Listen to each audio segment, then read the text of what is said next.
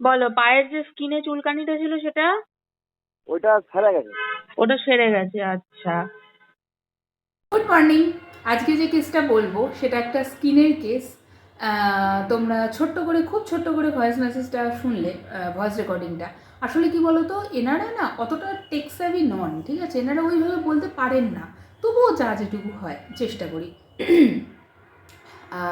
এনার একটা chronic skin disease আছে, ঠিক আছে? ছিল, এখন বলা যায়, এখন তো ছিল বলাই যায়, ঠিক আছে? রিংওয়ার্ম বলতে পারো, তার সাথে হাজার সমস্যা ছিল।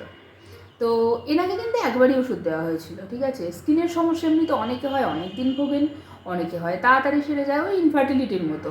কারোর 1 মাসের ওষুধে কাজ হয়ে যায়, কারোর 20 দিনে কাজ হয়। এই যে আমি দিনগুলো বলছি, সবগুলোর এক একটা কেস আছে আমাদের কাছে, একাধিকও বলা যায় কোনোটার ক্ষেত্রে। কারোর 1 মাসে কাজ হয়, কারোর 6 মাসে কাজ হয়, কারোর 2019-এ বিয়ে হয়েছে, 2024-এ যোগাযোগ করেছে, 2025-এ বাচ্চা হয়েছে, এরকমও আছে। সো এই আর কি, সেরকমই এটাও স্কিনের ডিজিজ। স্কিন ডিজিজ, তবে বিভিন্ন ধরনের গ্রেডেশনে আসে, তো কোনোটা খুব অবস্টিনেট হয়ে আসে, খুব কমপ্লিকেটেড হয়ে আসে।